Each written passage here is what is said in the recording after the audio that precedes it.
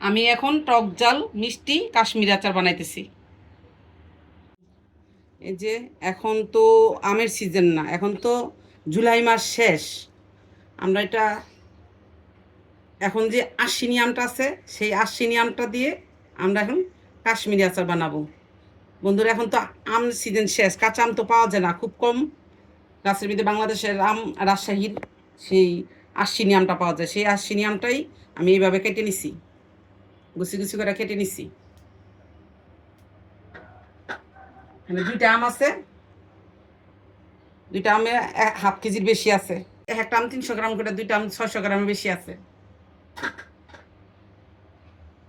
এখন আমি চুলাটা জ্বালাই দিতেছি, শুধু তেল আর চিনি, আর নামানোর আগে শুকনো মরিচের গুঁড়ো দিব। আমি সামান্য একটু সরষের তেল দিব।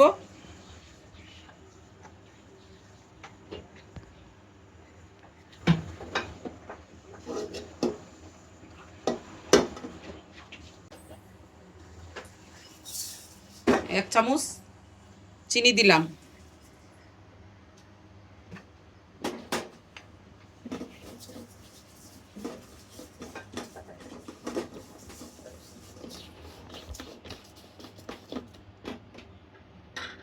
এখন আমি আমগুলি দিয়ে দিব।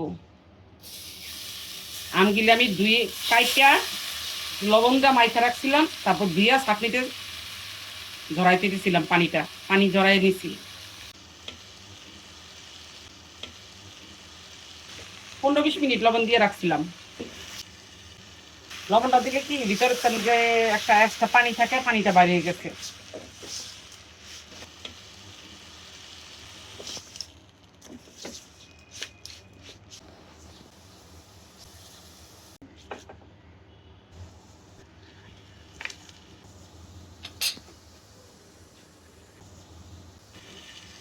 আরেক চামচ চিনি দিব।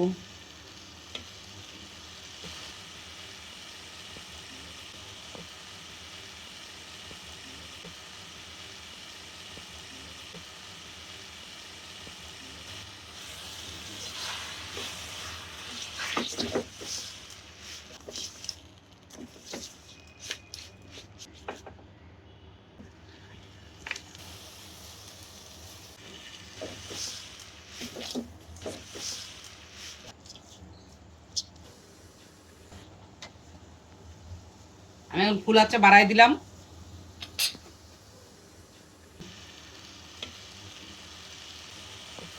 এটা ঘন ঘন নাড়া দিতে হবে, যাতে কোনো পাশদা লেগে না যায়, তাহলে আচারের কালারটা নষ্ট হয়ে যাবে।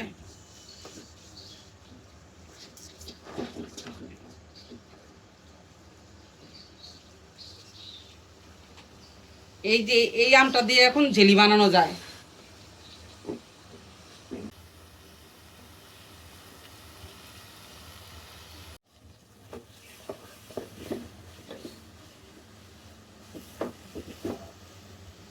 Mom knows a lot of varieties of mango achar.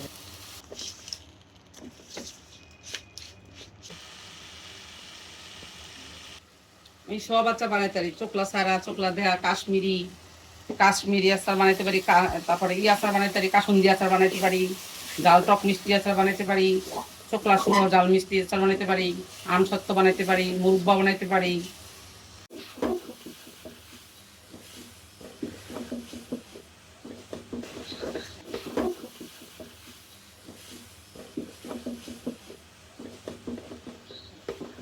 সুন্দর গ্রান, আমে গ্রান। I'm ready? নো, না, একটু সময় লাগবে। শেয়ার, সাবস্ক্রাইব করে পাশে থাকবেন। আমরা নিজের থেকে নিজে নিজে করে শিখছি, তখন তার ইউটিউব ছিল না।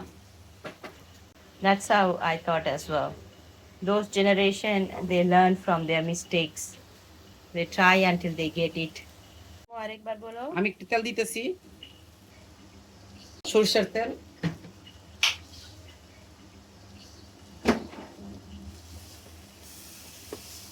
Can we use soybeans oil as well? Soybean দিয়ে বানানো যায়, অসুবিধা হয় না।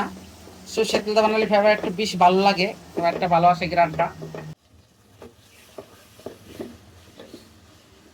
গ্রান Mm. মাস্টার অয়েল গ্রান পাইছো?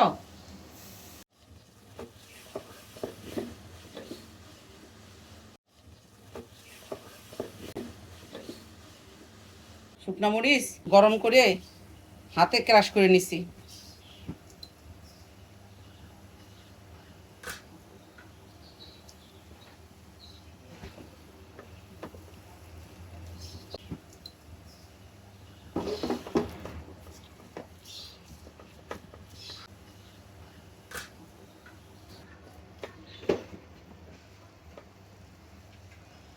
What is this called? Mishti spicy achar. টক ঝাল মিষ্টি আচার। Tok ঝাল jal মিষ্টি। mishti. হ্যাঁ, আমি এখন একটু পাঁচফোড়ন গুঁড়ো দিয়ে দিব।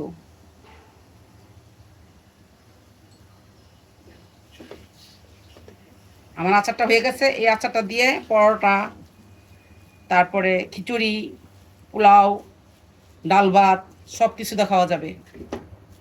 Ah, nice smell. Sundar gran. আচার ফাইনালি হয়ে গেছে।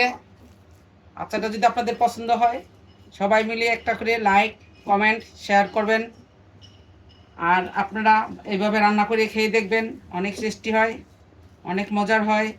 তেল নাই, খেতে খুব মজা। এই যে দেখছেন তেল নাই, আচার কিন্তু তেল ছাড়া। এটা কিন্তু ফ্রিজে রেখে আপনি 1-2 মাস, 3 মাস, 4 মাস খাইতে পারবেন, কোনো অসুবিধা নাই। কারণ আমি লবণ দিয়ে ভিজাই রেখে পানিটা ফালাই দিছি, সেই জন্য আমি আর কিন্তু রান্নার সময় লবণ দিলাম না। এটা কাশ্মীরি না? কাশ্মীরি আচার, কিন্তু এটা একটু আনামালাম থাকে, এখন একটু একটু বেশি সফট হয়ে গেছে। ঠান্ডা হইলে আবার এটা একটু দেখা যাবে। আমি এখন টক জাল মিষ্টি কাশ্মীরি আচার বানাইতেছি। অনেক টেস্টি, ফ্রেন্ডস ট্রাই করেন।